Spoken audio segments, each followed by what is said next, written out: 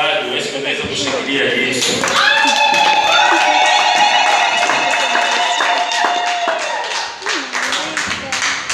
Nilikuwa jana nimeona watu wanaangalia bila wanapiga kelele kwa ajili ya watu. Lakini sasa kuna mtu anaweza kufanya zaidi kwa ajili ya Yesu Kristo. Amesema kienda amezidi, huyo ameketi na kiti ya enzi, anastahili kuipata utukufu na sifa. Sasa unaweza kushangilia Yesu.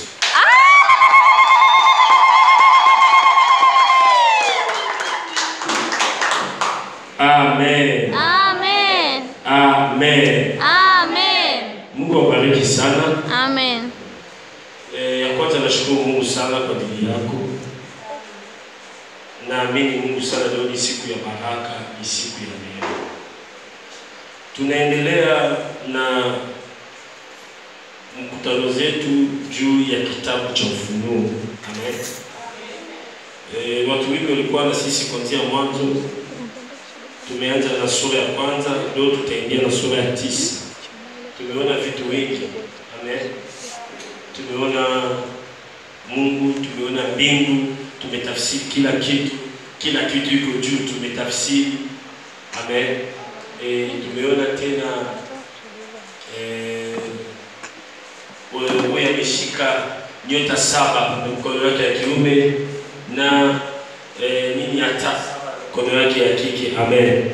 Tulikuwa tumeona baada ya hapo tumeona tena wazee 24, tumeona wanne wako hai, tumeona malaika, tumeona vitu vingi kwenye Biblia. Sasa jana tulikuwa tumeingia na malaika, tumeona muri 7. Muri 7 nimemaliza juzi. Amen.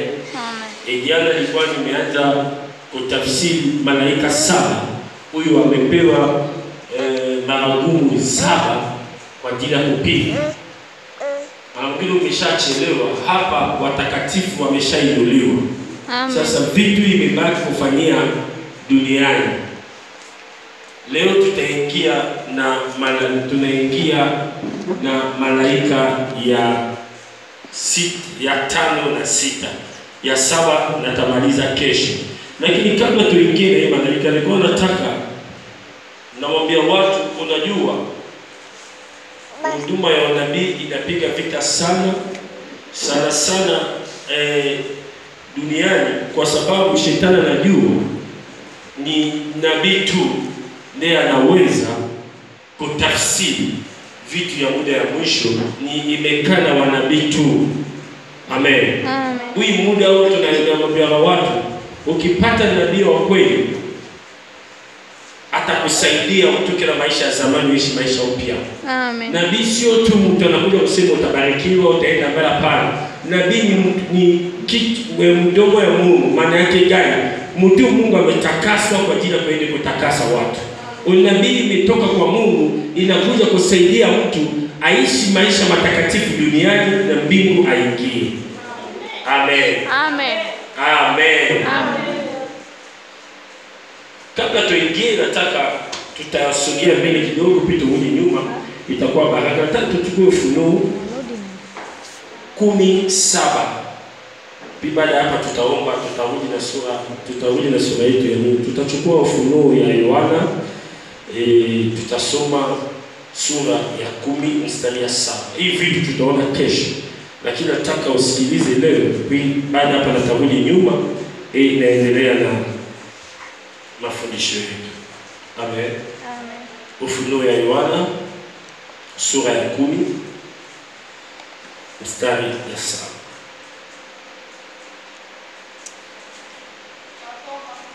Amen. Wasilia kwa sauti kuu akisema, wokovu una Mungu wetu katika kiti cha enzi na mwana kondoo. Ufunuo sura ya 10 mstari ya 7. Naona iko tofauti kidogo na kwa msaidie kama umeshapata wewe mwenyewe nasoma. Amen. Isipokuwa katika siku za sauti ya malaika atakapokuwa tayari kuja baragumu, hapo ndipo siri za Mungu zitakapotimia.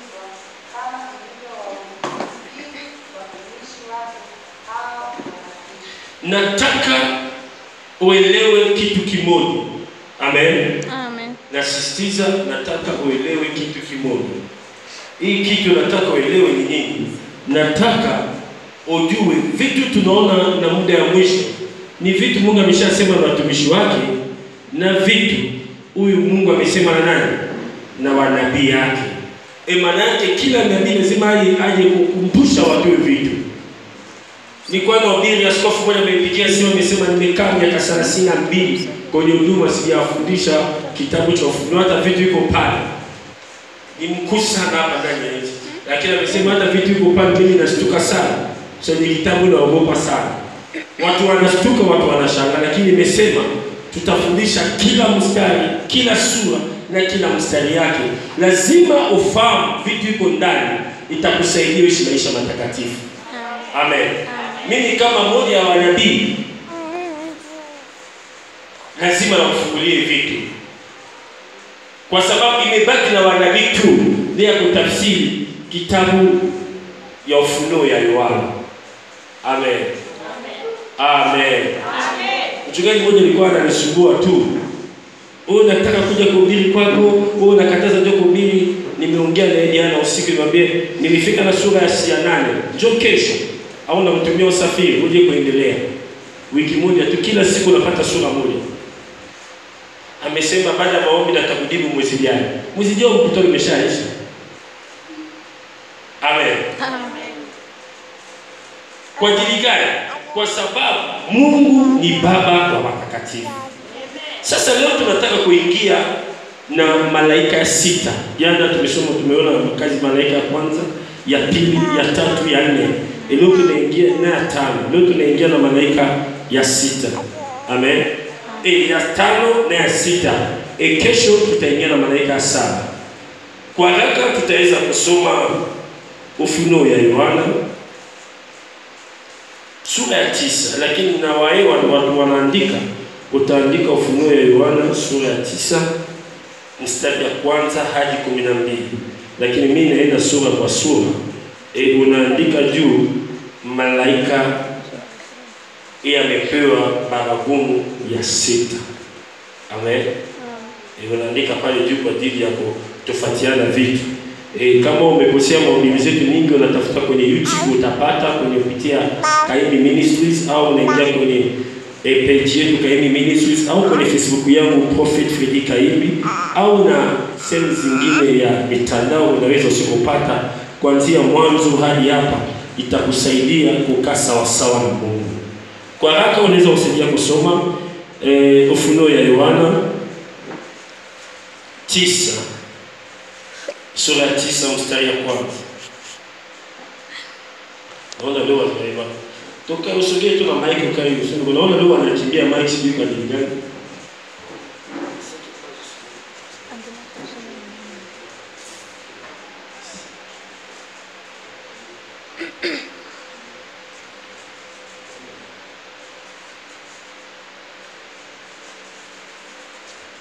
Na usubiri tu.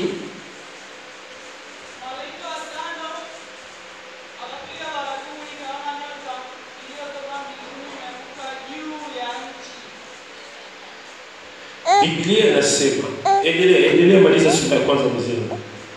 Nataka sauti yako isikilizwe, ikae na mic vizuri, isaidie watu wengine wa Biblia, hata pale tu itakusaidia. Amen. Twende. Malaika wa 5 akapiga baragumu. Nikaona nyota iliyotoka mbinguni imeanguka juu ya nchi. Naye akapewa ufunguo wa shimo la kuzimu. Amen. Amen. Tunaona sasa hivi naanza kusoma hata vizuri Kiswahili. Biblia inasema malaika wa 5 akipiga baragumu, nikaona nyota iliyotoka mbinguni imeanguka juu ya nchi, naye akapewa ufunguo wa shimo la kuzimu. Amen. Amen. Hii malaika ya 5. Amen. Baada ya kupewa baragumu, walikuwa wanataka kuelewa mimi vizuri. Ukirudi nyumbani soma sura ya 8 zote utaelewa, lakini acha niendelee, itakusaidia sana. Amechukua baragumu, amepiga pale, baada ya kupiga hii baragumu, Biblia inasema amepewa, amen, anapewa ufunguo wa shimo ya kuzimu. Maana yake hata kuzimu iko na funguo zake. Hapa watakatifu wameshapanda. Sasa watu walikuwa wamepigwa neno la Mungu. Hiyo walikuwa wanachezea Mungu. Hiyo walikuwa wanaishi na ushirikina na kufuata mambo mchafu, wamebaki dunia. Sasa Mungu ameanza kujibu moja baada ya nyingine. Amen. Muda unaongelea kufa tayari ameshasafiri. Hata umejikata kichwa, unaona kichwa chako imekaa pale inaongea, mwili umekaa hapa, lakini wewe huwezi kufa, utaendelea tu na maisha. Amen. Ufunuo uko na vitu vingi. Kwa nini amepewa hii funguo? Biblia inasema na siku ya mwisho, baada ya watu kufufuka, watu watatafuta mahubiri ya kweli. Watu watatafuta wa kanisa, itakuwa hamna mtu tena. Unaona hii siku watu wanakuja wanajaza mahali ya ibada, mtu anakaa wiki kanisani hamna mahubiri kwa sababu bila ameshafufuka. Huyu muda unaweza kutengeneza na Mungu wako Yesu Kristo, kwa sababu iko na mambo mabaya itakuja baada ya watakatifu kufufuka. Amen. Amen. Sura ya pili. Analifungua shimo la kuzimu.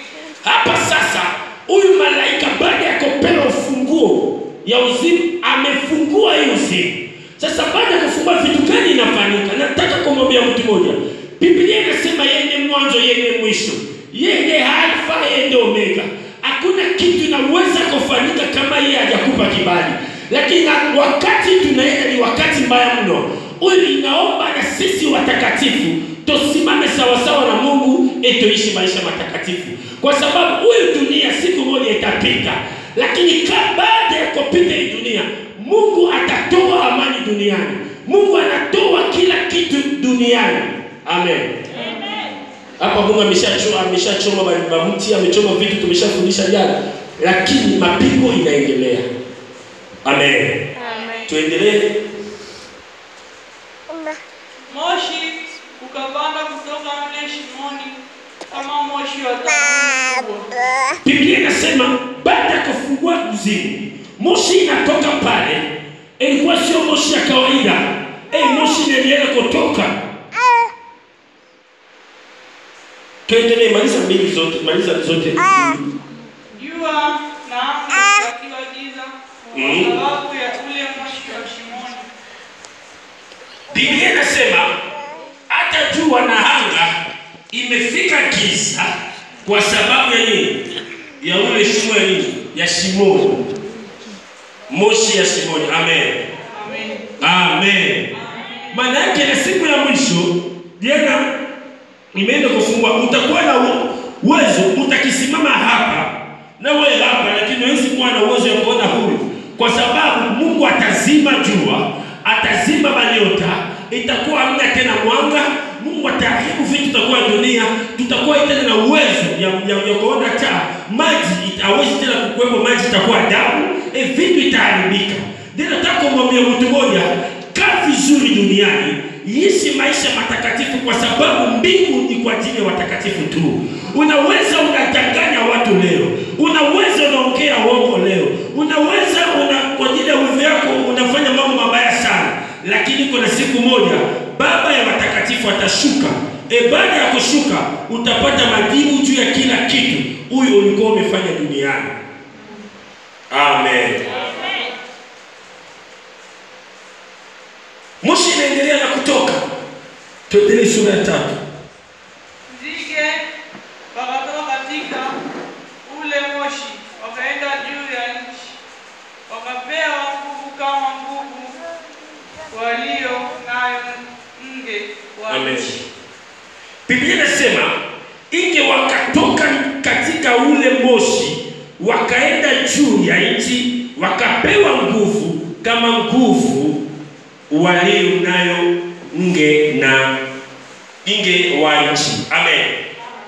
Maana yake nge wa nchi wako na nguvu zaidi, lakini huyu nzige anatoka pale anatoka na nguvu ya tofauti sana. Sasa hii nguvu anapewa kwa ajili ya kazi gani? Lazima ujue ukiishi duniani, Biblia inasema mwili wako ni hekalu ya Mungu. Lazima uheshimu mwili Mungu amekupa, kwa sababu kupitia mwili wako ndio unaweza kuona Mungu. Leo kazi ya Mungu imeharibika. Ukiona tangu tunahubiri vizuri, mtumishi wa Mungu anahubiri vizuri, mara mwingine anajulikana, anatembea ulimwengu kama mimi, lakini unaona ndani ya mahali ya ibada anatembea na binti watatu kimapenzi. Huyu mwingine mdanganyifu, mzee kanisa anatembea na huyu, mwimbaji na huyu. Maisha mchafu imezidi. Sasa hata watu wanaimba wanalia, hata watu wanaanguka, hata pale yuko naujiza, lakini baba naujiza pale hayupo. Kila kazi inafanyika pale, unajiandaa watu kwa ajili ya mapigo ya yule ya mwisho. Mungu amekuja kuongea na watoto wake. Huyu muda unaweza kutengeneza maisha yako, na wote wanasikia sauti iko na mapigo itapigwa, sio muda. Hiyo mapigo ikipigwa, huyu muda samaa itatoka deja duniani. Amen. Mungu aweze na kusamehe muda. Amen. Msamehe kwa ajili ya muda ya neema. Hii muda neema itaisha. Sura ya 4. Wakaambiwa wasizuru majani ya nchi wala kitu chochote kilicho kibichi wala chochote, ila wale watu wasio na muhuri ya Mungu katika vipaji vya nyuso zao. Biblia inasema huyu nzige amepewa mamlaka. Wamesema ya kwanza, wamesema wakaambiwa wasizau majani ya nchi wala kitu chochote kilicho kibichi wala mti wowote, ila wale watu wasio na muhuri ya Mungu katika vipaji vyao usoni. Amen. Nataka kumwambia mtu, muhuri ya Mungu usoni ni Roho Mtakatifu. Amen. Ni Roho Mtakatifu. Nilikuwa nimepata muda kufundisha hapa, ukiishi maisha ya watakatifu, muhuri ya Mungu itafanyaje? Itakaa ndani yako. Kitu inafanya kwa shetani ajue kwa ni mtakatifu, ni Roho Mtakatifu. Sasa Roho Mtakatifu kusina muhuri ya Mungu, ya shetani usiko na muhuri ya kwao. Amen. Ndio bwana mchawi kiingia na tambua mambo yake ni mchawi, hii ni mungame, ni mfamaso. Najua kitu fulani iko na orisa ameacha nyumbani kwa sababu iko na muhuri. Hii inatofautiana hivi vitu. Amen. Amen. Sasa hii Bwana anamwambia mtu, ukiishi dunia usitafute muhuri ya hii dunia, tafuta muhuri ya mbingu. Muhuri ya mbingu itakusaidia upite mahali watu hawezi kupita. Itakusaidia uishi maisha matakatifu mahali watu wanashindwa. Itakusaidia uishi maisha tofauti mahali watu wanaishi maisha hii inabaliana na watu. Iko na watu wanakubali kushuka kwa ajili utukufu ya Mungu ipatikane. Anakubali kukataa vitu ya dunia kwa ajili ya muhuri ya Mungu iko ndani yake. Yusufu amekataa kulala na mke ya Potifa, sio kwa sababu alikuwa hapendi pesa, sio kwa sababu alikuwa hapendi maendeleo, lakini kwa sababu alikuwa na muhuri ya Mungu juu yake. Muhuri ya Mungu imefanya kwa Yusufu anakataa kufanyaje? Kuishi mapenzi na mke ya Potifa. Lakini leo tuko na watu wanaishi maisha machafu kwa sababu huyu watu wametoka ndani ya maisha matakatifu, wameanza kufanya vitu vinafurahisha moyo wao. Tunaenda na wakati mbaya mno. Huyu Mungu anataka kuanza kurudisha mapigo na watu wametesa jina yake duniani.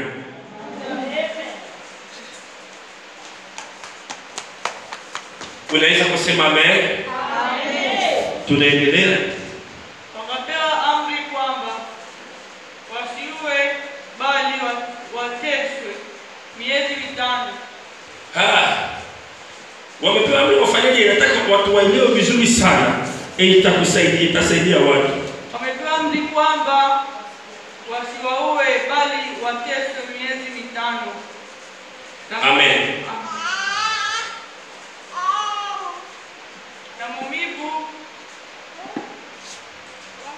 Na maumivu yao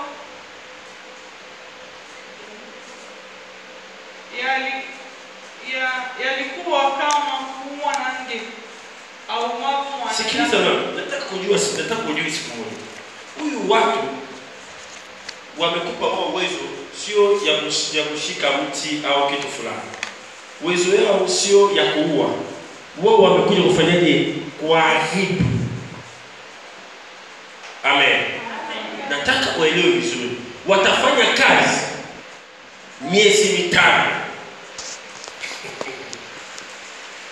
Hapa watakatifu wameshaenda. Lakini iko na watu wataokoka, wataingia mbinguni. Biblia imesema ya pili, anaingia mguu mmoja, mwingine ataingia macho moja, kwa sababu mateso itapita hapa duniani.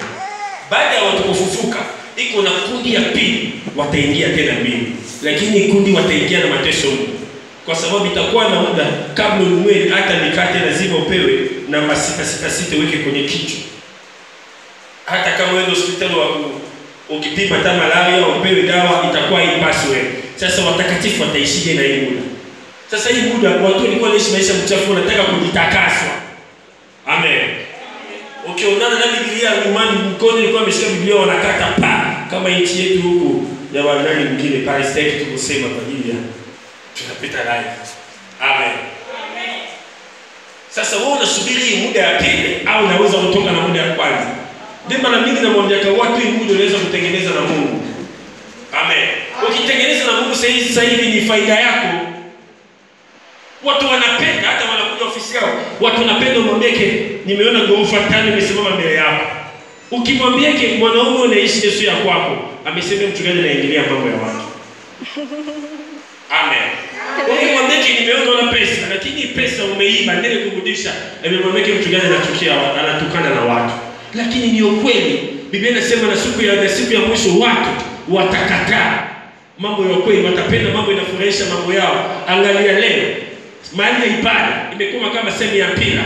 Sehemu nyingine profeta anaingia watu wanapiga magoti. Sasa profeta anatembea kama amechukua sehemu ya Mungu, anashika kichwa cha mtu mmoja. Mikono wenyewe imeshika ndani usiku.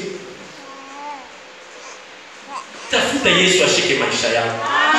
Usitafute wewe kupea kichwa chako na kila mtu. Amen. Dunia inaharibika. Ndio umeona leo hata mamaji wa mafuta wa vitu mchafu ya manganga ya kienyeji imeingia kanisani. Munganga ya kienyeji anaweza kujenga kanisa, anaweza kupewa jina ya nabii, apostol ya nani, lakini hawezi kuacha vitu zake. Lazima abebe mzigo yake apeleke popote anaenda. Ndio unaona leo kuna manganga ya kienyeji wanauza chumvi, wanauza mafuta, wanauza nini. Mimi najua wanganga nyingi sana. Dar es Salaam ndio wanaitwa nabii wa apostol. Lakini ukienda kwake anamwambia uko na shida na mume wako, leta chupi yake na kuomba. Mganga tu unaenda pale amesema chukua chumvi, mwaga nyumba mzima, ukifika kwenye kona chimba andika na karatasi finika. Huyo utaongea ni mtumishi wa Mungu. Unaonekana kama mganga kienyeji lakini amevaa jina la Mungu, lakini huyu watu yuko na siku watapigwa. Ndio Mungu ameshusha malaika 5. Ana malaika 5 ashurukie na hii watu walikuwa wanatesa jina lake. Mimi najulikana sana hapa Tanzania. Nilikuwa maeneo ya Kibati kwa tunachanga watu, tumeanza na watu wa 6, watu wengi. Baada ya miezi 6 tunakaribia mwaka mmoja, nilikuwa nakaribia watu 5,000. Watu wanatoka hapo wanafuka la. Amen. Waskofu, wachungaji wote wako hapa Tanzania. Kuna mtezo usema kajui hata wako ya siasa na serikali.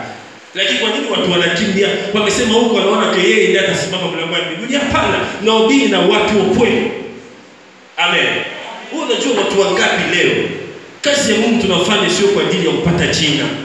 Kazi ya Mungu tunafanya kwa ajili ya nini? Ya kuingiza watu mbinguni. Nikitaka kupata jina, nachukua mashane zote ya Tanzania, mwezi mmoja tunafunga. Napata jina. Baba gazeti yote na mashane mwezi mmoja hata wiki. Kila mtu anaongea story yake. Lakini tunataka watu waingie mbinguni. Haleluya. Kama muda bado inafika, usiataki kupita tu kwa sababu tunataka kupita. Amen. Tupite na wakati ya Mungu. Ndio umeona leo. Ukiona mchungaji anatembea tena gari ya milioni 50, lakini kanisa yake chini tope. Tai kifa, anasubiri mtu anapata 10,000 kwa mwezi, anunue taa. Lakini anamwambia kidogo utabarikiwa, lakini yeye anashinda kutoa gari. Tunaenda na wakati huyu, watu wanapenda mambo mazuri zaidi ya Mungu. Mimi namwambia kwa watu, mimi napenda mambo mazuri. Nimekaa Ulaya miaka 5. Naweza kwenda kama naenda nafanya vitu kama nataka, lakini siwezi kwa hii maisha yako huwezi kukaa zaidi ya kazi ya Mungu. Amen. Amen. Amen. Amen. Tunatembea hata na miguu, lakini kazi ya Mungu heshimiane. Tuko hata na mapigi vyombo walikuwa hapa wote, lakini wamesema ukihubiri prophet tunasikia unachoma sisi sindano. Acha tuende sehemu nyingine. Amen. Amen. Kwa nini gani? Vitu tupo.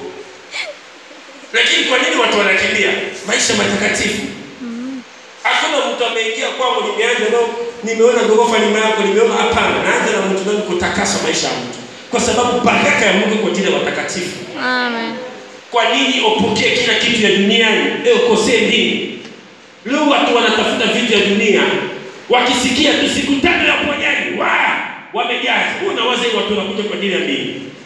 Biblia inasema ujiza itafuata watakatifu. Maana yake mtakatifu hata umekuja hapa bila kuwekea mkono, bila kuombea, umetakasa maisha yako. Sisi hata njiani unaweza kupona, hata nyumbani unaweza kupona, hata kazini unaweza kupona, sio tu wekee mkono. Biblia inasema Mungu anapona watu kupitia imani yao. Hata watu walikuwa wanakuja mbele ya Yesu, walikuwa wanapona sio na imani ya Yesu. Yesu alikuwa anauliza mtesi wako na imani, kwa sababu imani ya watu ndio ilikuwa inavuta uponyaji. Hakuna mtumishi anaweza kusema mimi niko na mamlaka ya uponyaji, kwa sababu watu wanapona na imani yao. Amen.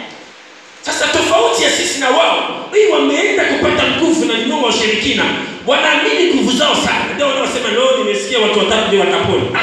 Ujiza maana yake kitu ya kushangaza. Hata wewe mwenyewe unashangaa.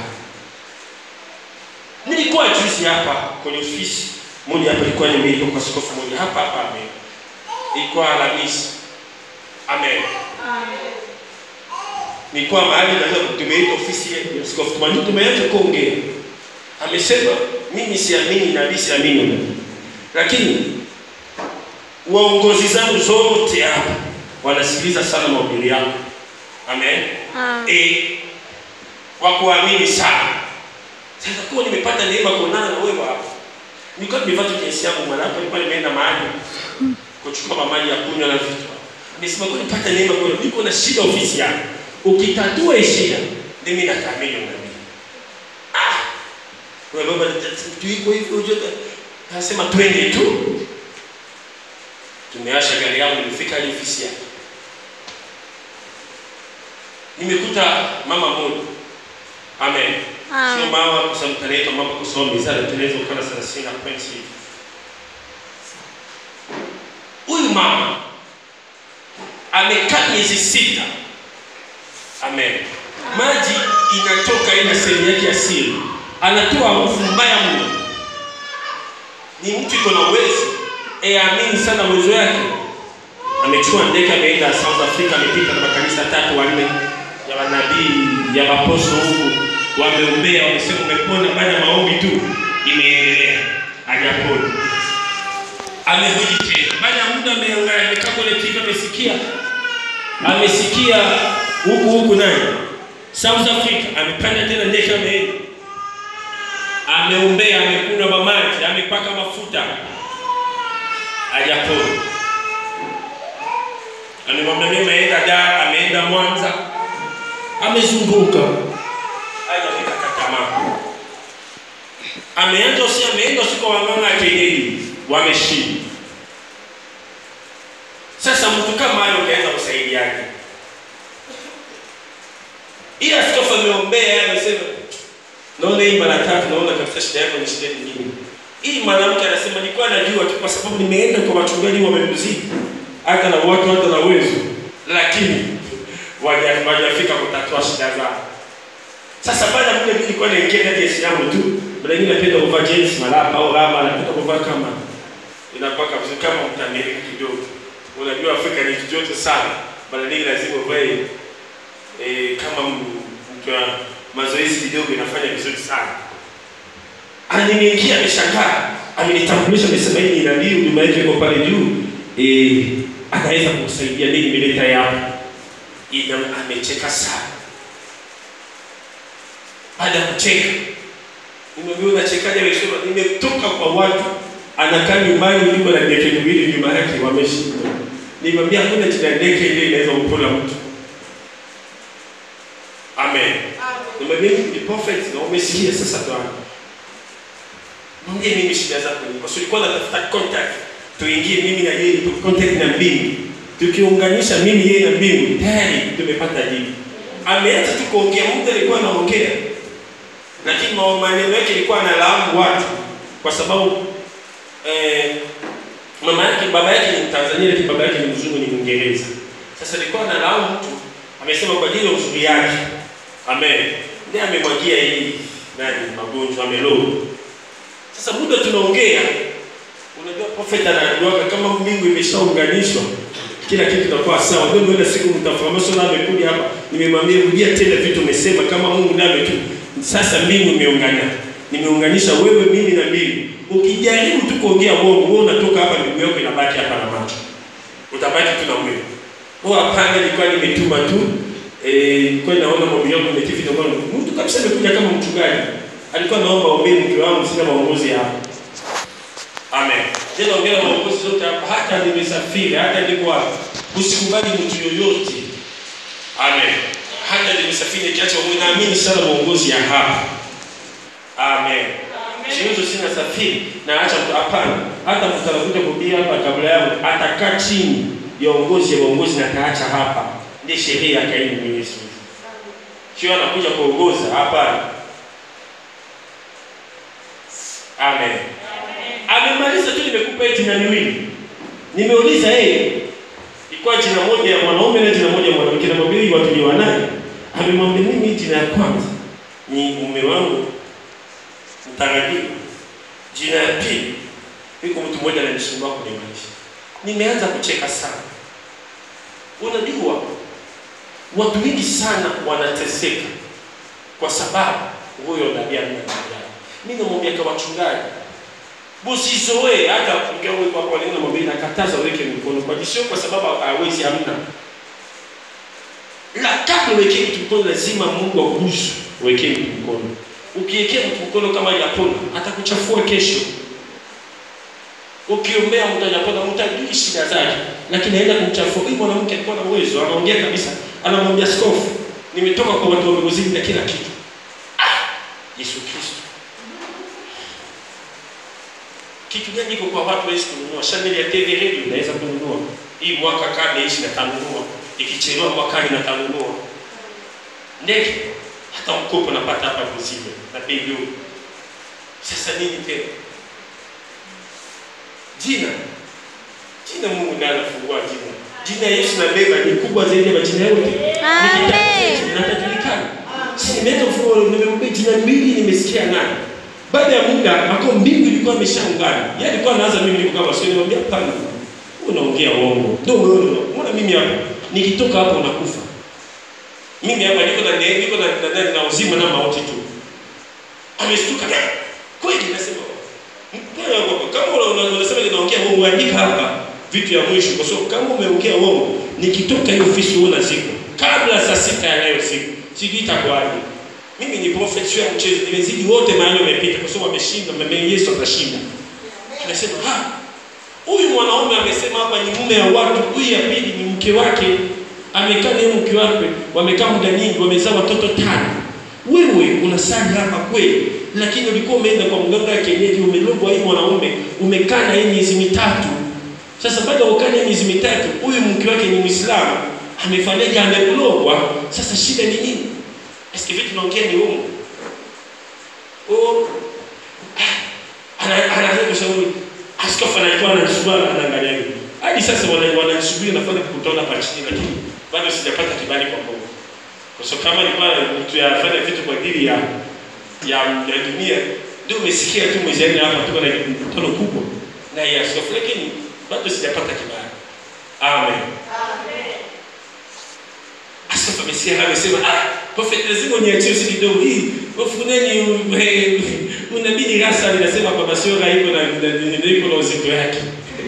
Iko na uzito wake kwa sababu unaweza ukatika kichwa kwa ajili ya unabii tu. Amesema kweli. Nimwambia mwanamke, ni kweli au sio kweli? Mimi niko hapa, mimi kuongea uongo. Nikitoka hapa wewe unazikwa. Mimi niko na uzima na mauti tu. Nimepewa hii mamlaka. Mungu alisema vita katikati. Amesema Lakini ni kweli baba, sasa nakafanyaje? Nasema sasa kwa nini umedanganya wachungaji zote hadi imefika mwezi 6 ya mateseko? Si wewe mwenyewe unapenda uteseke. Tuko na watu anajua shida zake kabisa. Amen. Lakini akija ofisini anataka kuongea vitu vingine. Tena mmoja alikuwa amekuja kwangu hapo, nisamee tu kwa sababu kama nataka naongea, lakini naongea kwa sababu nasikia kama mimi ndani. Mchungaji, nimekuja kwako nataka na Mungu apandishe kazi yangu, akupe mimi na mwanaume nafunga ndoa. Nikamwambia Mungu utafunga ndoa vipi kwa ukimwi? Hapa kwa ofisi. Nilimwambia kwa watu, wewe unaona tu sura mtu mzuri, unaona mtu amekuja na gari nzuri ameweka hapa, umezoea kufuata, utazikwa.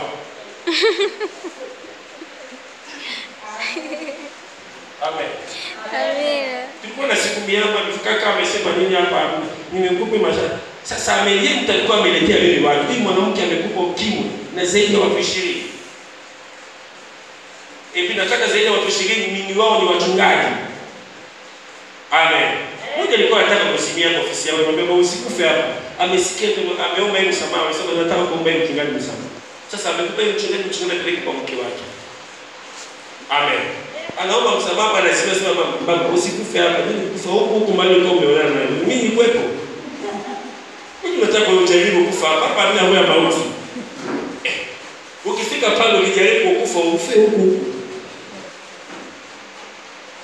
Hivi tulikuwa nimeumia sana kwa sababu alikuwa anajulikana zamani na mke.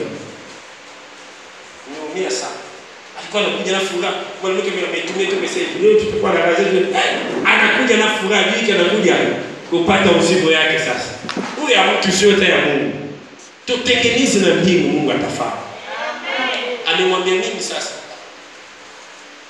tunaweza kufanya nini kwa ajili ya unasema uponeni inafaa watakatifu. Lazima utafute Mungu atakase maisha yako. Kutakasa kwa kwanza lazima tuende kuomba hii mama msamaha. Anasema itakuwa nasema hii mama afanye kazi kwa nyumbani. Mume wake usio anaenda kazi anazunguka. Lakini mwanamke naona nakata eneo. Anasema profeti unajuaje? Anasema wanataka wanaambia watu tunaongea.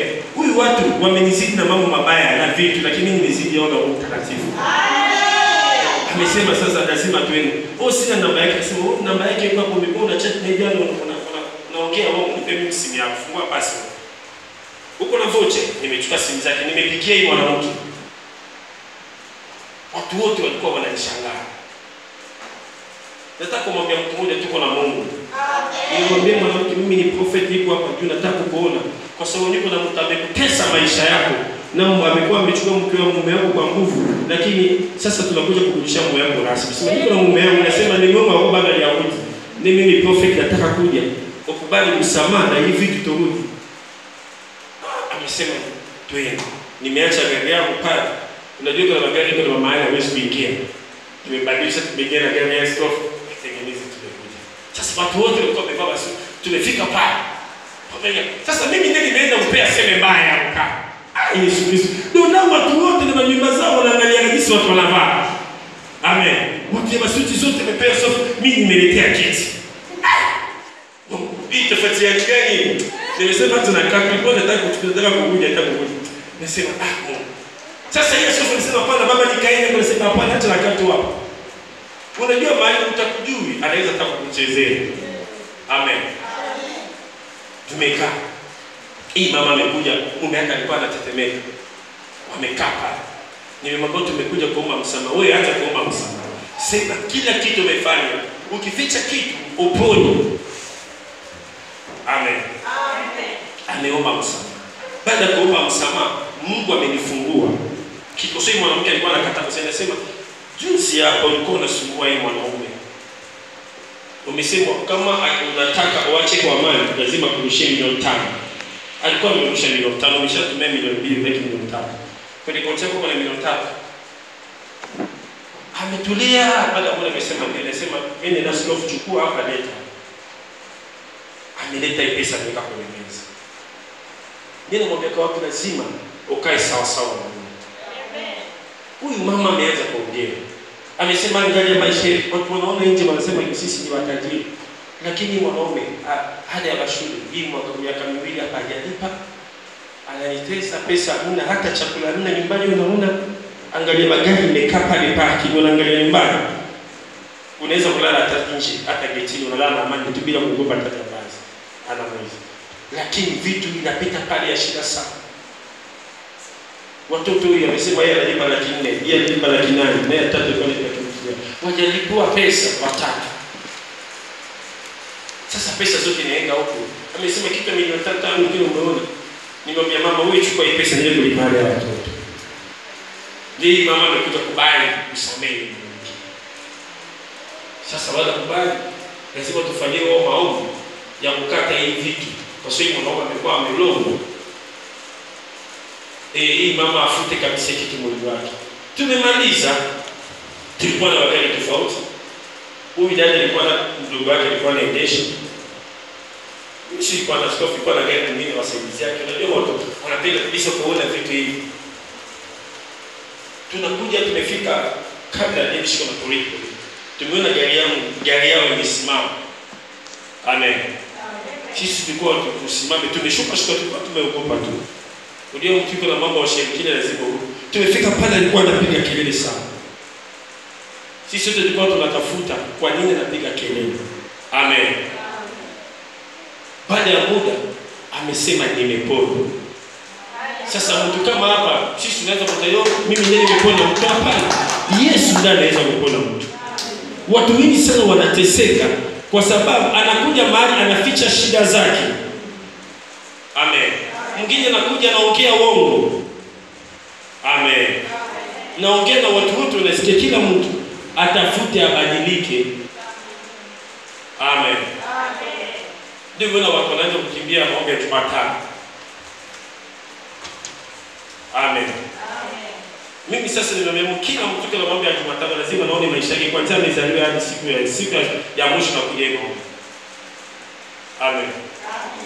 Iko na barua mbili kwa ajili yako utachukua baada ya ibada. Amen. Ili watu wameandika hii barua. Amen. Moja nimeita ofisini jana, nimeanza kuambia maisha yake. Nimwambia lazima tumalize. Tuko na kazi sana.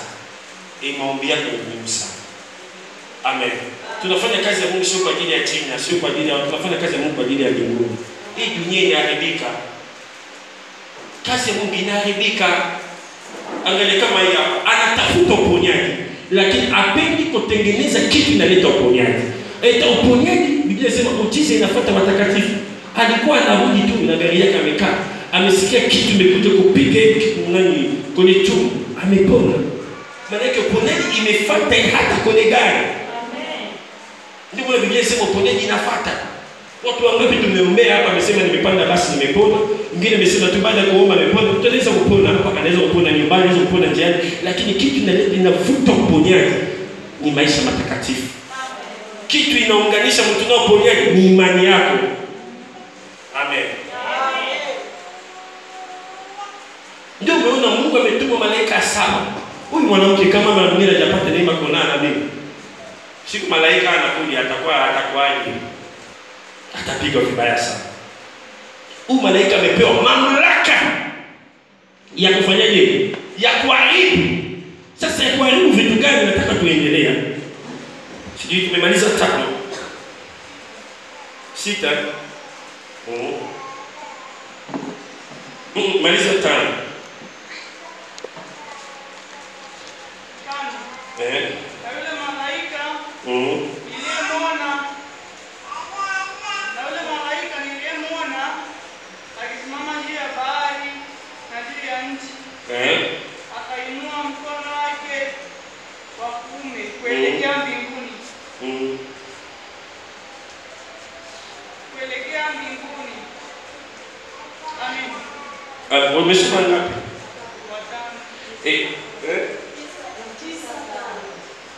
9:5. Wewe unasoma, sikiliza.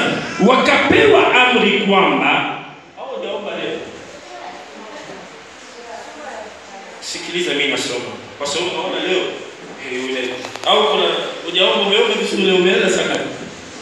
Umeanza saka leo. Leo kuna shida sana. Biblia inasema sura 5. Wakapewa amri kwamba wasiwaue bali wateswe miezi 5 na maumivu yao yalikuwa kama kuu mwanange umapo mwanadamu.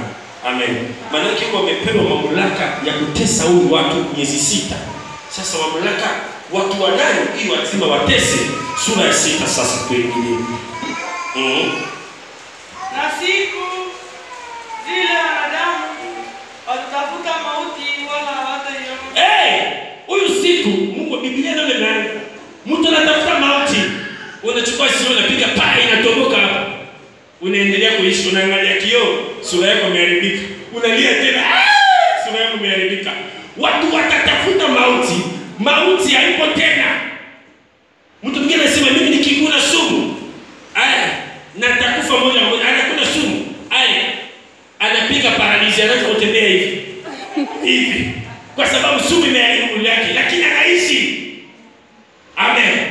Wengine anasema nikikata hata hapa, nikikata kichwa, anakata kichwa na kichwa naongea inaona mwili wake. Anaanza kusema hii mambo gani? Itakuwa vitu ya hatari sana kwa ajili ya huyu watu wanachezea jina ya Mungu na muda ya mwisho. Ninatangaza na mwambia mtu mmoja, tuko na wakati lazima ubadilike. Tuko na wakati lazima utafute Mungu abadilishe maisha yako. Amen. Unapenda tupokea, barikiwe.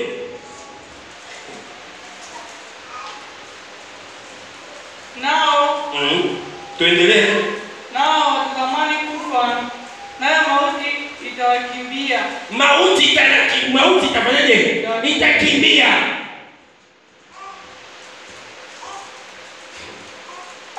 Biblia ni nzuri sana. Kufa itakuwa na mwisho yake. Biblia inasema mtu akifa chini ya miaka 90 amekufa kijana kabisa. Maana yake Mungu anaanza kuhesabu kufa kuanzia miaka 90. Ndio mabegeko na watu lazima ufikirie kufa sana kwa sababu haina mamlaka juu yako. Lakini kuna vitu Mungu anaona huyu mtakatifu baadaye anaweza kuharibika, hii anaweza sikuotoa duniani. Tuko sina watakatifu tumesoma jana, huyu walikuwa wametoka duniani kwa ajili ya uwivu ya watu mbaya. Biblia inasema damu zao itapiga kelele. Tumeona jumuisha hii watu walikuwa wameshika watakatifu itakuwaje? Kufa itakimbia. Itakimbia inarudi mbinguni. Watu wanatafuta kufa. Mwingine anapanda hata juu, anafanyaje? Anachukua mawe kubwa anaacha mawe inaanguka juu yake. Anaona tu anaharibika. Lakini anaongea, hizo kufa haiwezekani. Amen. Amen. Amen. Amen. Huyu muda ya kutengeneza na Mungu. Iko na nyama moja porini hivi au faki. Hata umekata hivi mkono wake anafanya misao jina lake. Ukikata kichwa ina iko porini. Hii nyama hata hapa Tanzania ipo. Utakuwa kama hii nyama. Ukikata mkono unafanya hivi. Sasa utafanyaje sasa? Kwa sababu hiki ndio nguvu ya kurudisha. Kila kitu kitaendelea kufanya kazi ndani ya miezi 5, kufa hamna. Huyu muda unaweza kutengeneza na Mungu. Amen. Amen. Na mwambia mtu mmoja tengeneza na Mungu kabisa, tunaenda na wakati mbaya mno. Amen. Tunaweza kuendelea. Na maumbo ya hao nzige yalikuwa kama farasi waliowekwa tayari kwa vita, na juu ya vichwa vyao kama taji ya mfano wa dhahabu, na nyuso zao zilikuwa kama nyuso za wanadamu wengi. Huyu sasa uso wake kwa kama mwanadamu idudu. Sasa mkia yake sijui kama umeshafika mkia.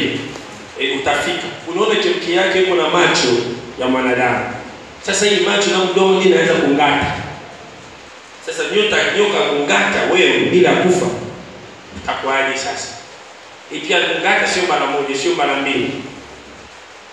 Miezi 5 ya kila sekunde. Ndio nataka kumwambia mtu, hakuna uzuri duniani, uzuri ni mbinguni tu.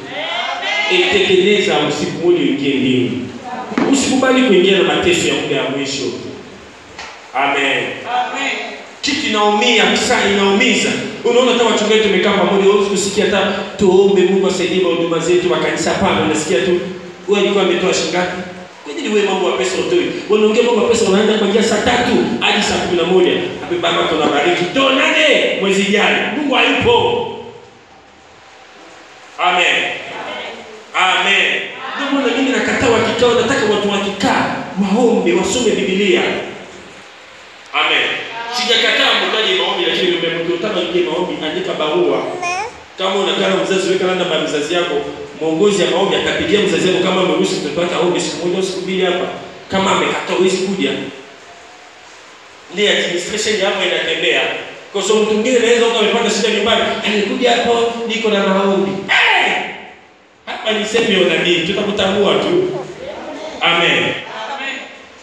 Amen. Watu wapendi vitu kama hiyo, watu wanapenda vitu vya ajabu ajabu. Ndio unaona hata watu wengi sana mbingu shida kwa ajili yao. Umefika 7 nani tuendelee. Nao walikuwa na nywele kama nywele za wanawake. Huyu dudu nywele yake kama ya mwanamke. Tuendelee. Na meno yao yalikuwa kama meno ya simba. Lakini mino kama ya simba. Mungu ameweka vifaa zote na hii dudu. Tuendelee. Nao walikuwa na diriki kwani kama diriki za chuma. Kwa ajili ya ulinzi ya chuma. Kwa ajili ya ulinzi. Tuendelea. Na sauti ya mabawa yao yalikuwa kama sauti ya magari ya farasi wengi waendao kasi vitani. Sasa akipiga kelele wewe unasikia magari makasi. Sio moja, wingi ya vitani na kuja. Hata hapa tunasikia namba moja kila mtu lazima toe kichwa hicho gari. Ya pili ndio kuficha. Lakini anasahau bomba inaweza kushuka hata kwa juu. Yale ni chini. Sasa huyu wanyama watakuwa hivyo. Tuendelee. Nao 10. Nao wanamikia kama ya nge. Na miiba na nguvu yao ya kuwadhuru wanadamu. Ya kufanyaje? Ya kuwadhuru ya kuwadhuru wanadamu. Tuendelee. Miezi 5 ilikuwa katika mikia yao. Watakuwa na nguvu ya kuwadhuru wanadamu miezi 5.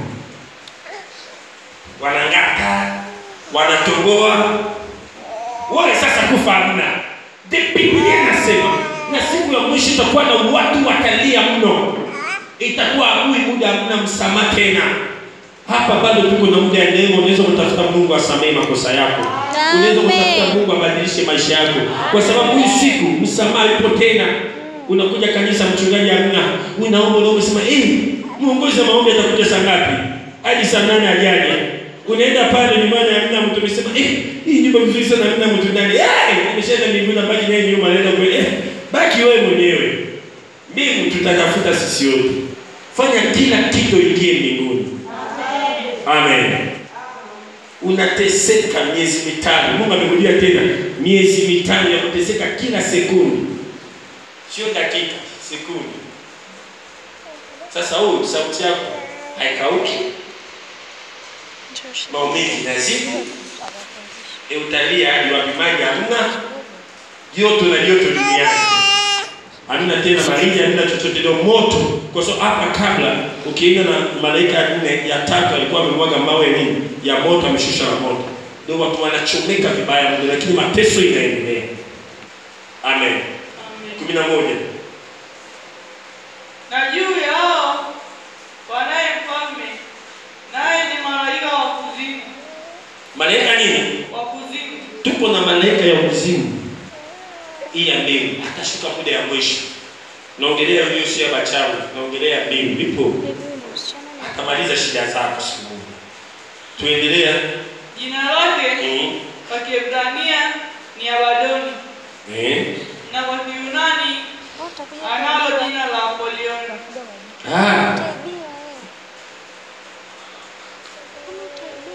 Na Ibrania ndio jina lake kutokea historia ya Biblia inaitwa Apolioni. Amen. Lakini kupitia Ibrania inaitwa Abadoni. Hii malaika ya kuahidi. Naongelea na msisitiza hiki kwa sababu kuna makanisa moja South Africa, moja Dar es Salaam iko na jina hili. kanisani. Inajulikana imepewa usajili. Na heshimu sana hii kanisa. Unisamehe tu askofu, lakini ni kweli. Yeye mwenyewe anajua kwa nini ameweka hivi. Wewe kutumezuia kweli mahali. Tafuta kama tafsiri ya vitu. Mimi siwezi kupenda hata na kitu mmoja hata na mtu mmoja kwa sababu ongea ukweli watu wapendi.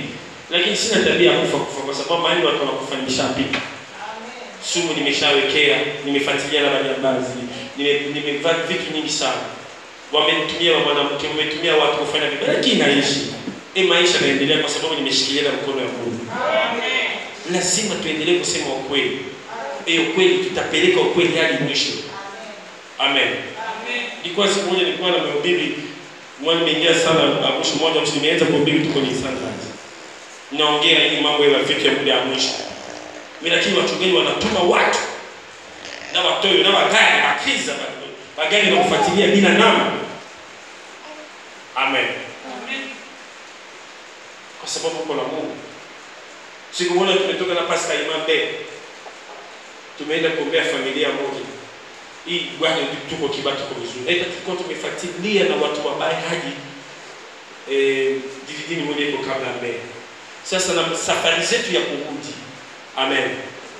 Na safari zetu ya kurudi. Huyu nani imeanza kufuata sisi. Unajua mimi Mungu amekupa mimi neema na ni deliver nzuri sana. Nikiendesha nimepata neema ya kuona naweza kusoma hata namba ya gari 20 iko nyuma yangu. Inasoma na mbele. Sasa iko anakuja anasema taa. Papa kuna mwingine anawasha. Nimemwambia pasi mimi ndio pale ndio sema huyu ananifuata. Sasa tukimbie nao. Vitu vingine tutafanya tumeanza kuomba kana. Kwa tulikuwa na gari vizuri ya hii mama tulikuwa tunaenda kuomba ni mmoja usiku ndio tumeingia ndani ya serikali. Gari yake si inafunguka kabisa. Hadi 240. Nimesema hata tutafunga na tocha usiku lakini haja tuende nao. Ndio tulikuwa tumeikotea. Tumekimbia tumeona mali moja bandari moja tumefika tumekimbia kabisa hata lisali moja. Unajua sasa unatembea unakimbia ya lazima hata akizima mimi usinazima. Huko na 200 na kwenzi. Akiwasha mimi usinawasha. Maana yake hakuna mtu anaweza kuzima mtu. Lakini kwa ukiwasha unaona vizuri. Baada ya muda nimeona zile zimesimama mzima. Tumeingia kushoto. Tumekaa asubuhi. Tumeenda kwa polisi tumeeleza vitu zetu. Ndio tulikuwa tumesindikiza hadi Kibati. Amen. Nataka kumwambia mtu mmoja watu wapende ukweli. Watu wapende ukweli. Dunia itaharibika. Huyu dunia itakukuta wapi? Hii malaika hii atakuja kuharibu. Lakini hii jina na ni Mungu wa ushirikina watu wanatumia kwa ajili ya kuharibu familia ya watu. Amen. Malaika mzima anaishi. Anaishi. Usikubali. Ndio unaona vitu nyingi sana inafanyika na muda ya mwisho. Wewe badilika. Tengeneza maisha yako, ishi maisha matakatifu. 12. Ole wa kwanza amekwisha pita. Tazama bado ziko ole mbili. Zitakuja baadaye. Matatizo ya kwanza imepita ya miezi 5. Lakini yuko na anatangaza matatizo ya nini? Ya pili. Mtu mwingine anawaza amesema mimi nawaza akoi matatizo imepita. Nimeshapona baada ya miezi 5 nimepumua amesema mimi sasa nimepumzika hata kidogo. Amesikia tena huyu tayari amekuja kupeleka habari nyingine amesema matatizo ya pili inafanyaje? Inakuja. Andika na watu wote wanaandika. Unaweza kuandika malaika amepewa magumu ya 6. Sasa unaandika Ufunuo ya Yohana sura ya 9 tunaanza na 13 hadi 21. 13 sasa unaweza kusoma. Malaika wa 6 akapiga baragumu. Nikasikia sauti moja ilitoka katika zile pembe za madhabahu ya dhahabu iliyo mbele za Mungu. Watu sikimbie ibada. Sasa naongea kwa watu wengine na madhabahu ni nini? Hadi pembe ndizo tumeshapita hivi. Lakini ukirudi mnua tembea hata 10,000 angalia moja baada nyingine utakaa vizuri sana. Baada kupiga anasikia Amen. Sauti inatoka, sio inatoka na mdomo ya ndani ya mwanakondoo, lakini sauti inatoka ndani ya madhabahu ya God. Hii ilikuwa imekaa mbele ya Mungu. Amen. Ilikuwa sauti gani? Sauti ilikuwa inasema kitu gani? 14.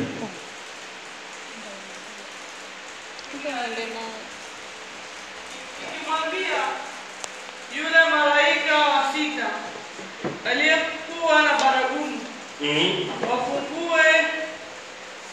Nao malaika 4 walifungua kwenye mto mkubwa Frati. Amen. Amen. Biblia inasema, nataka tusome 14 vizuri. Biblia inasema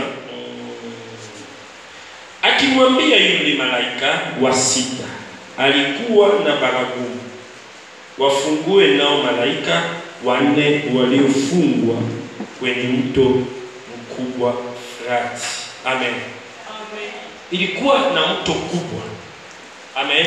Hii inaongelea, kama unaongea habari ya mto kubwa, tunajua kitumia iko na mto kubwa. Hii inaunganisha ba mto zote ya duniani. Hii mto Biblia inaongelea. Sasa ilikuwa na malaika 4 walikuwa pembeni ya nini? Ya hii mto. Huyu malaika hadi sasa wapo, lakini wamefungwa. Amen. Amen. Amen. Amen. Amen. Tena mwambia na watu.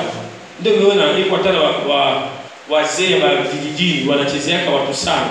Unaona iko na maji moja watu wanapotea huko watafanya iko na malaika ya wanawekeka pale ya ushirikina kumeza watu, kupoteza watu. Ni kusema hivi, naomba mahoro. Sasa hii malaika walikuwa wafanyaje? Wamefungwa. Lakini Mungu amesema muda wa mwisho atafanyaje? Atafungua. Malaika mbaya anasema na mwambia kwa watu, na ni Mungu ya roho. Mtu mbaya ya kwanza ni mwanamke, na ni Mungu wa shetani. Ya pili ni maji, watu vitu inatoka na maji. Ndio unaona na ushirikina zote namba moja lazima watumie maji. Kwa sababu nguvu ya maji inazidi. Ilikuwa na mtumishi mmoja alikuwa ametubu. Nchi moja tu Uingereza, alikuwa anachezea lakini ameacha kazi ya utumishi, akasema atabaki kushiriki. Alikuwa mtiojiza sana. Amen. Yeye alikuwa sio mtu anaingiza watu mbinguni, sio mhubiri sana mtiojiza. Yeye kulikuwa anahubiri, anasimama, "Upokea." Lakini hivyo bili alikuwa anaenda, alikuwa na mwalimu yake. Hii mwalimu ndiye amefundisha hii kazi. Sasa usiku walikuwa wanaenda kila baada ya miezi 3 kaburini. Hii kaburi ilikuwa ndani ya nyumba ya nani? Ya huyu mwalimu. Wanaongea, wanafanya maombi yao. Huyu mnani mauti inatoka juu. Wanafanya vitu zao, baada ya kutoka juu, huyu mtu anapewa chupa ya maji, anapewa chupa ya mafuta. Alikuwa anapewa na chupa moja, amesema ilikuwa kitu kama chumvi hivi. Akija tena mwaga hapa, watu wote wamekuwa kama manyoka. Wao wanasema, "Prophet yuko na nguvu sana, angalieni."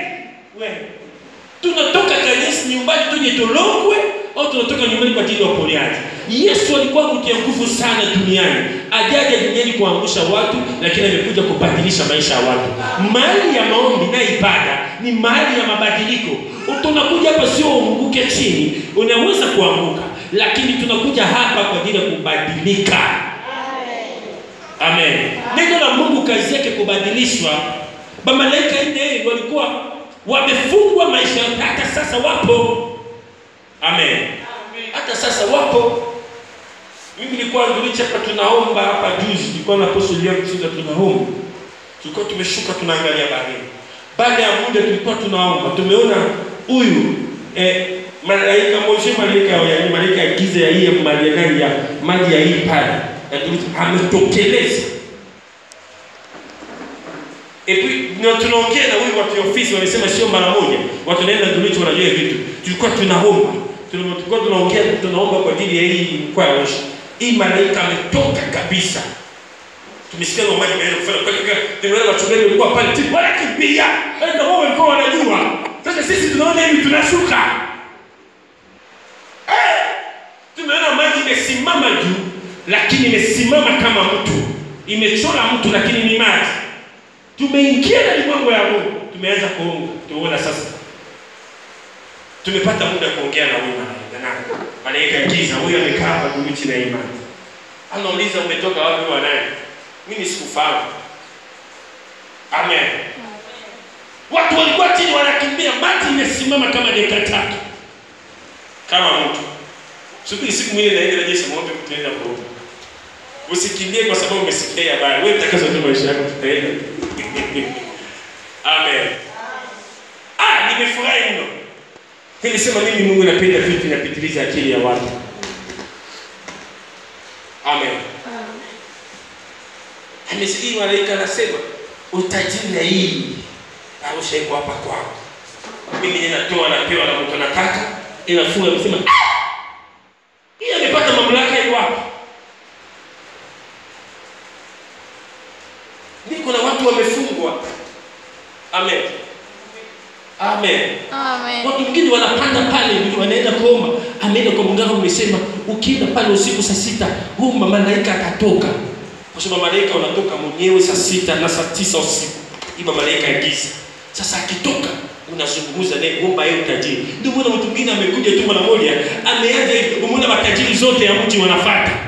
Muimbaji wa dunia matajiri zote wanafuata. Wewe unawaza Mungu ametumwa na bosi yao ya usiku. Amesema wewe na wewe na wewe. Simama tu. Unarudi. Sijui kama una miguu yako imechoka. Kama umechoka acha na kusoma tu usiogope. Amen. Tumeanza kuzungumza na hii malaika. Ameshuka. Amen. Baada ya kushuka, kitu gani ilikuwa imefanyika? Tumegundua ilikuwa na washirikina wako pale, lakini wachungaji wanakuja pale.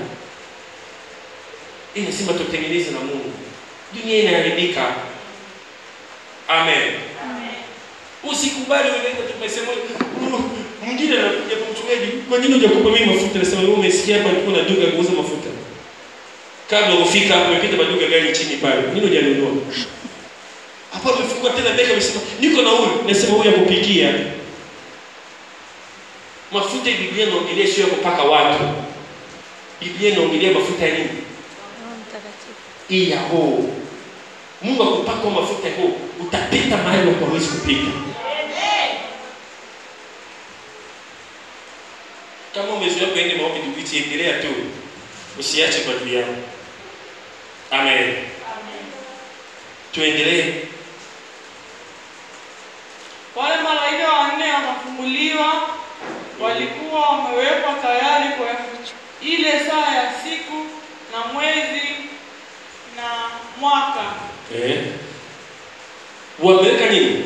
Tayari. Kwa nini wameweka tayari? Tuendelee. Ili kwamba uwe 16. Twende. Ili kwamba uwe theluthi ya wanadamu.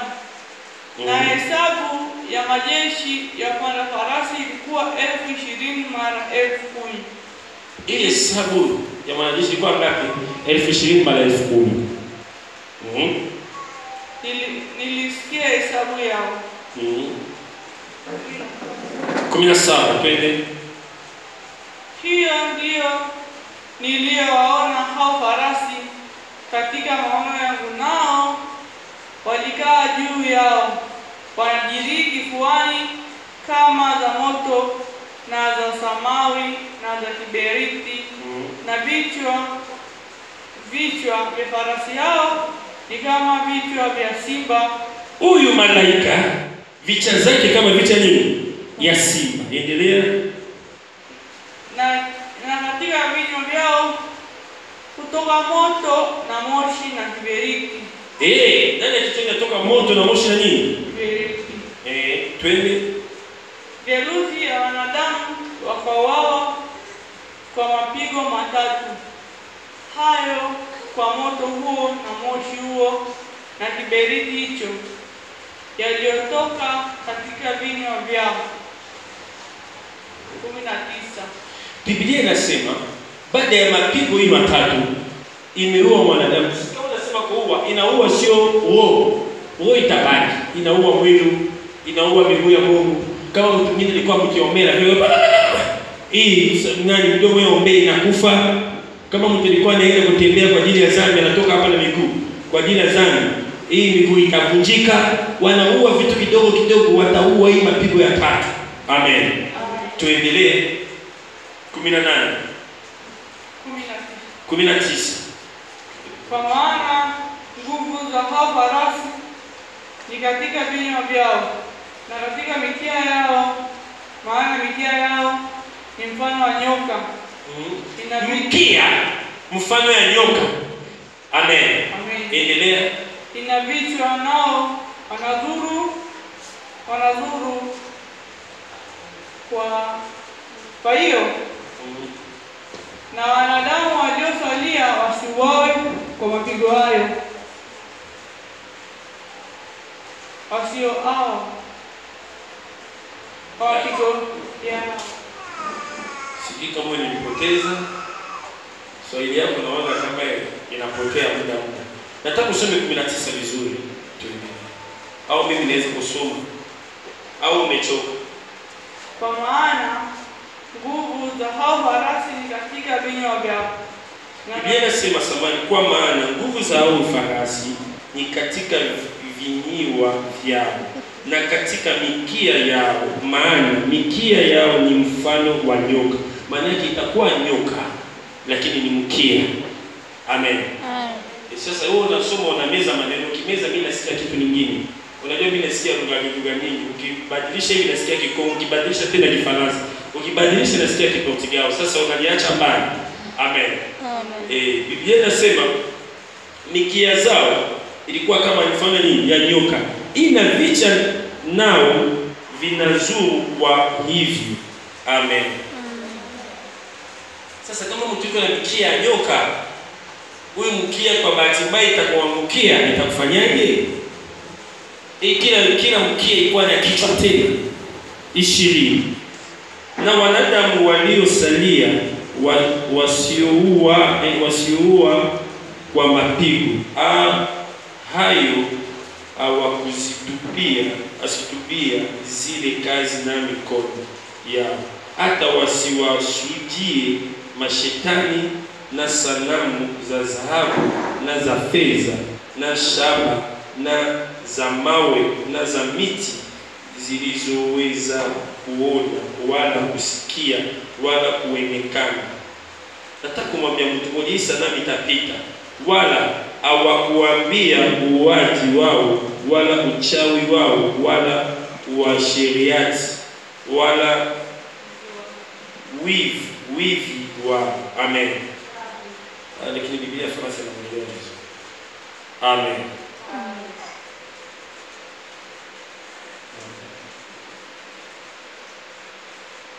Biblia inasema muda huu wanapigwa, huyu ilikuwa nini? Miungu ya huko. Sijui kama mtu mmoja anaelewa. Tuko na watu wanaabudu sanamu. Mimi siku moja nilikuwa kwenye ndege tunasafiri. Ndege imefanya tu. Nimeona watu wengine watafuta sheni yangu ilikuwa hapa. Hata sheni ilikuwa imeenda chini ya makiti ya ndege pale.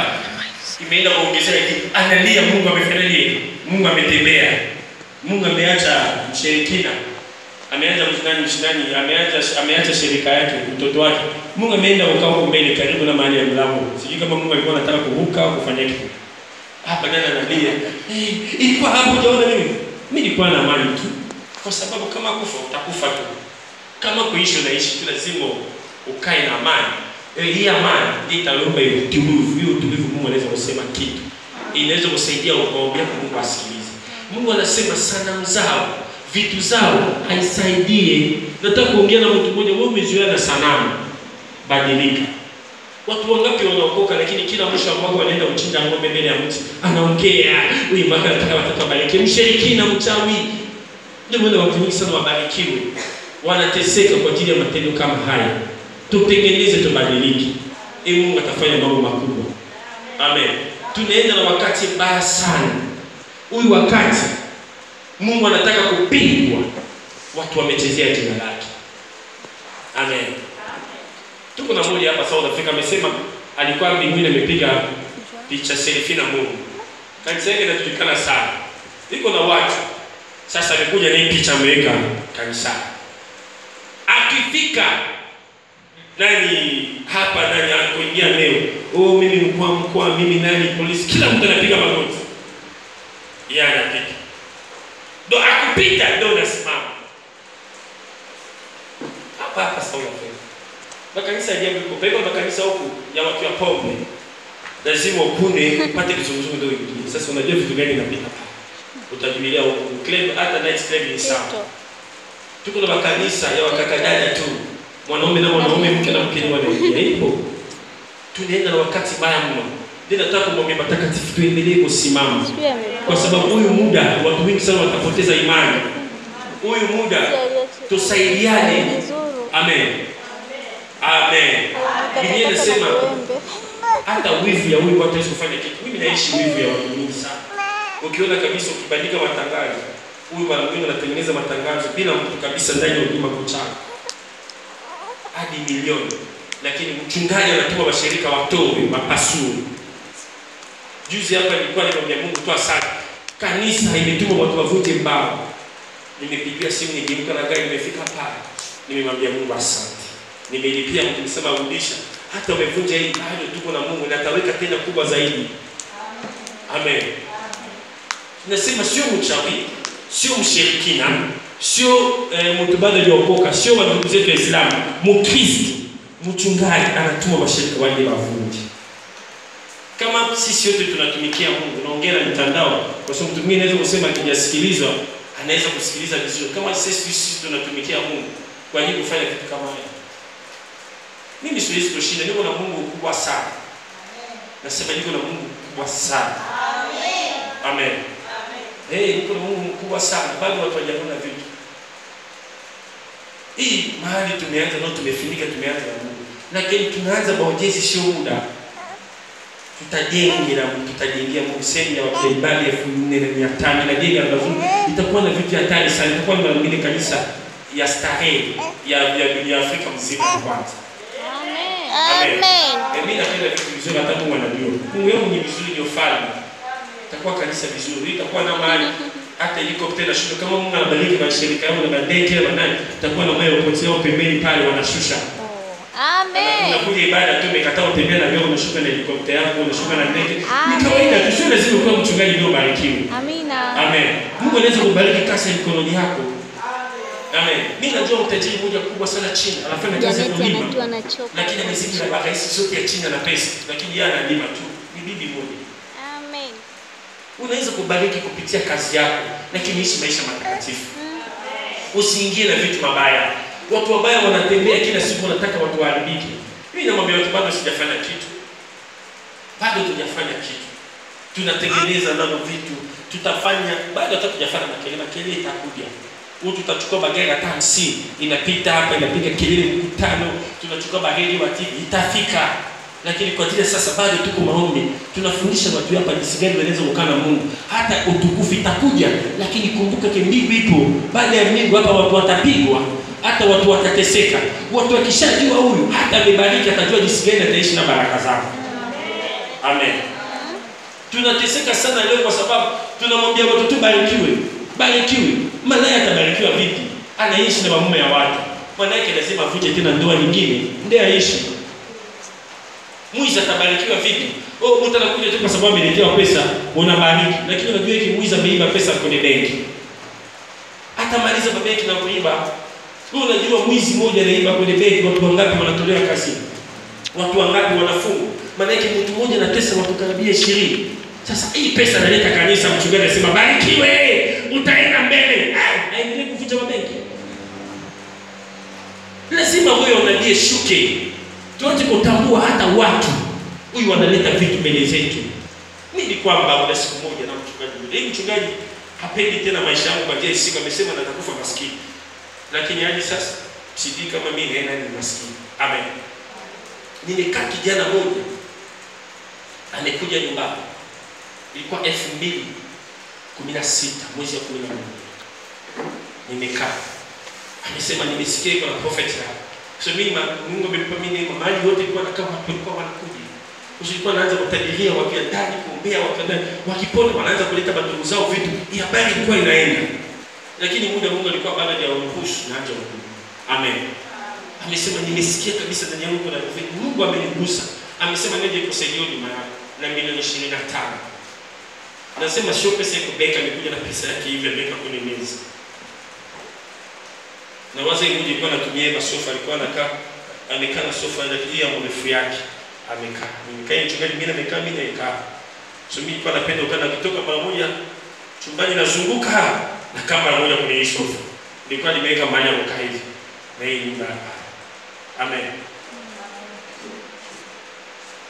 Pesa ilikuwa kwenye meza. Ndio namwambia kwa watu wanatofautiana. Unaweza kuona mtu ndiye mahali ametoka, mahali ya kuwepo. Heshimu watumishi wa Mungu wa kweli. Amen. Itakuletea baraka.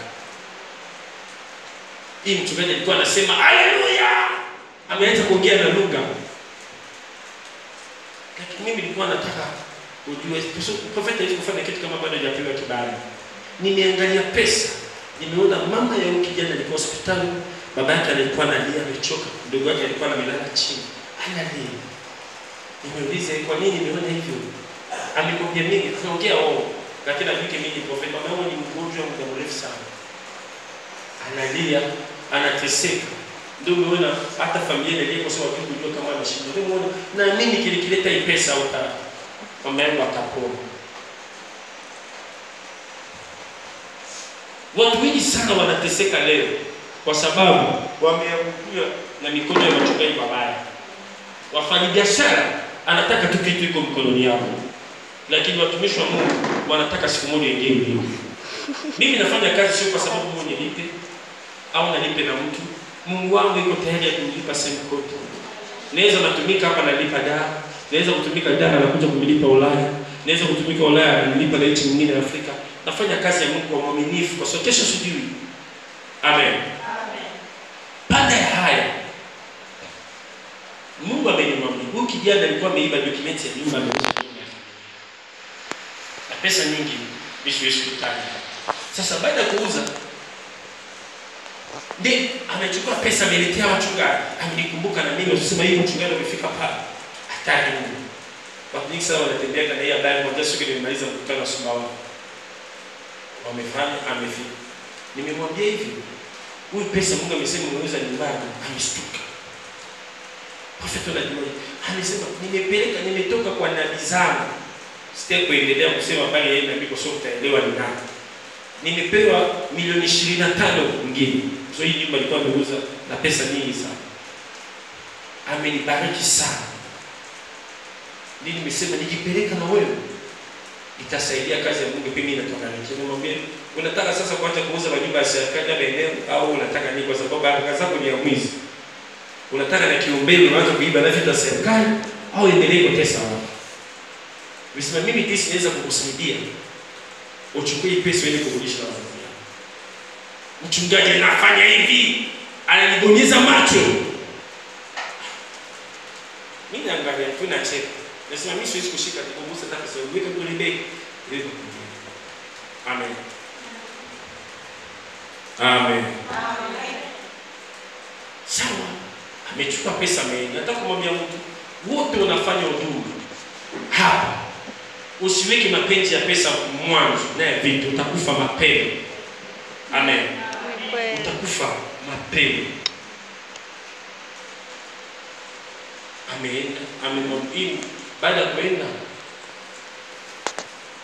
nimwambia kama hujarudisha sijui kitu gani utafanyika. Jua kitu moja, wazazi wako watarudi na wewe. Wewe utakufa. Baada ameenda tu. Huyu mchungaji amekuja amechukua begi yake amesema utakufa maskini kwa maisha. Hii Mungu anakupa neema kama haya. Eske Mungu anaweza kubali mimi prophet na kuchukua pesa ya mwizi? Na vasuti kabisa. Mungu anaangalia naona hii pesa mwizi. Ndio kama binti. Huyu tulikuwa tumeenda kuombea amevaa kiatu mwizi akiangalia maisha yake naona uzizi. Viatu vimetoka kwa mume mwingine, shati imetoka kwa mwanaume mwingine, sengle kwa mtu mwingine, beki kwa mtu mwingine. Ukiweka tu jumla uzinzi ndio imejaa na mwili yake. Sasa mimi usimchungaji nasimama Mungu imeandika na Mungu wako mwizi. Unaombea watu wengi. Ilikuwa na muda ile ilikuwa muda kule lazima ulipie nyumba. Hii moja ilikuwa inalipia nani? Kodi dogo ya dakika 2.5 kana kama mimi. Mchungaji amesema utakufa maskini. Mimi.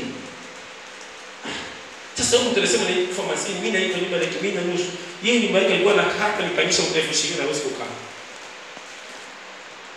Ilikuwa nyumba yake inaweza kupandisha 10,000 au 8,000 na mahali nyumba iko na bisi nyumba. Lakini anasema mimi nataka kufa maskini. Aidha tukichukua tu maisha yetu na yeye maskini yangu. Ni rafiki yangu ni mtandao naongea kwa kweli. Mimi sio mtu kufunika vitu. Naogopa Mungu peke yake. Amen. Baada ya wiki mbili tunapata habari kijana alikufa.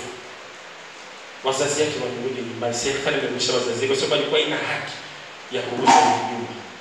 Sasa kama mchungaji ya kwanza huyu prophet ya jina, kwa sababu tunawaza nabii mchungaji ni mtu na vitu anajulikana, aita nabii au prophet mtamiipo kwa Mungu kwa ajili ya kutakasa watu. Amen. Alikuwa amesaidia kijana, amesema acha turudi kwa wazazi, turudishe pesa, tumwite turudishe vitu. Hii kijana hawezi kufa. Watu wangapi leo wamekufa kwa sababu hawajasaidia na wachungaji, hawajasaidia na uongozi ya Mungu. Kazi ya Mungu inaharibika kwa ajili ya vitu kama haya. Siku moja nimeenda kuhubiri jijini kwetu Mbuji-Mayi ndani, hii mahali inaitwa, unatoka Mbuji-Mayi kama unaenda Katanga, iko na eneo moja kubwa katikati pale. Ina jina itakuja tu. Huko mahali kuna muongozi ya mila pa. Hii muongozi ni Mungu ya wote. Ukifika pale lazima ndio kukusalimia upelekee vitu. Anakupa kibali ufanye. Hata kukupa kibali lakini siku lazima aje kukuchezea tena. Amen. Tulikuwa tumeenda mkutano na wachungaji wengi. Na wachungaji ya huko mahali walikuwa wameniita naende kuhubiri. Sasa siku ya mwisho tumefika pale, tumeenda tunamaliza mkutano. Tumeenda sasa kumwaga huyu mkuu ya mimi. Amemwambia nini? Na askofu alikuwa ameitwa pale. Amesema sina pesa kwa sababu watu wote wanafanya madini pale, vitu wanaleta kwake. Lakini nataka kukupa kweli hii ndogo ya madini ilikuwa nusu ndio ya ndogo. Upeleke. Moyo wangu kabisa imekata, ilikuwa sio vitu vile unasikia kwenye moyo. Unakabia kabisa hapana. Mimi nimesema hapana, tujakuja kwa ajili ya vitu. Tumefanya kazi tunarudi. Wewe hujakuja kwenye mkutano na haja ya kuweka sadaka. Huyu unaweza kuuza au unatengeneza sadaka. Tumeenda naye askofu. Msaidizi ya huyu askofu mchungaji anaongea anajulikana sana. Msaidizi yake amekuja ndio wapi? Jioni sisi kwa tumekuja saa 8 yani mmoja kama saa 12 hivi. Amesema askofu na prophet umetuma nani kuchukua. Kwa watatu. Wamechukua hii ndio. Wamepeleka chumba yao ya hoteli. Mahali walikuwa wanalala. Unajua kuna hoteli unaweza kuchukua hoteli ya chumba kimoja iko na kitanda moja, lakini hoteli nyingine iko na kitanda 3. Nyingine iko 4. Kama unakuja mwangu unaweza kuchukua kitanda kwa 4. Na hii chumba. Wameweka usiku wamelala. Ito usiku hii ndio walikuwa wamebeba imegeuka mama. Imengata moja baada ya mwingine. Haji zote wamemaliza. Sasa asubuhi mimi lazima maende kumeacha airport. Tumeanza safari. Tunataka kuanza safari kuja kuita tu watu wamengata na mama. Sasa lazima uende kustaki mtu. Huyu mtu amesema kwangu wamekuja kuchukua ndoo ya madini, lakini huku kitu imekata ni mamba. Utapeleka mtu wapi? Amen. Kitu imeua yeye mtu ni mamba. Lakini wao umechukua ndoo ya madini. Yeye amesema kwa utaidia mimi hata mapicha kwa kuchukua ndoo ya madini. Huyu wamekata na mama. Sasa tuwezi kuelewa hii mama ametoka wapi. Au washirikini. Watu wanne wamekufa siku. Usichezee Mungu. Usifanye kazi ya Mungu kwa ajili ya vitu. Amen. Usifanye kazi ya Mungu kwa ajili ya vitu. Fanya kazi ya Mungu kwa ajili ya mbinguni. Mimi nikitaka vitu, naweza kupanga magari kwa ndani, kwa natembelea kabisa, natembelea pale, natembelea magari makubwa. Lakini nimetoa zote na makazi kwa ajili ya Mungu, naishi maisha ya kushuka. Hadi siku Mungu atainua. Hata mwingine kuona mimi natembea kitu kama itakufa kesho, anacheka, lakini hajui mahali umetoka. Sio umeuza, sio umetoa kwa ajili ya Mungu. Maana Mungu anaweza kurudisha zaidi. Tutengeneze na Mungu, Mungu atafanya. Amen. Usiishi duniani na upendo ya vitu. Ishi na upendo ya Mungu. Mungu akupa 1,000 ishi na 1,000. 10,000 ishi na 10,000. Akikupa mabilioni ishi na hivi vitu. Kesho tujui. Watu wengine unaona hivi hapa wanafurahi leo, lakini usiku walali. Tulikuwa na tajiri mmoja, ni tajiri kubwa sana. Lakini usiku anakula maji. Haji wameweka kwenye mitandao, walikuwa wameachana na mtu wake mganga ameweka kwenye mitandao. Anakula maji usiku, ni masharti yake. Ipenda kitaka kunitika kisema itafanyaje? Ya kwangu mwenyewe. Ninauliza hii ni mzuri. Nasema sasa hii mdomo nje ilikuwa na busu mke wake ya mavi. Yesu Kristo. Kwa ajili ya magari, manyumba, vitu. Tupende Mungu zaidi ya kila kitu. Amen. Mungu anaweza kubadilisha vitu. Kwa nini naongea maneno haya? Tuko na watu na muda mwisho tunapenda tu vitu na pesa. Tutafute Mungu. Mungu atainuliwa. Tusimame tufunge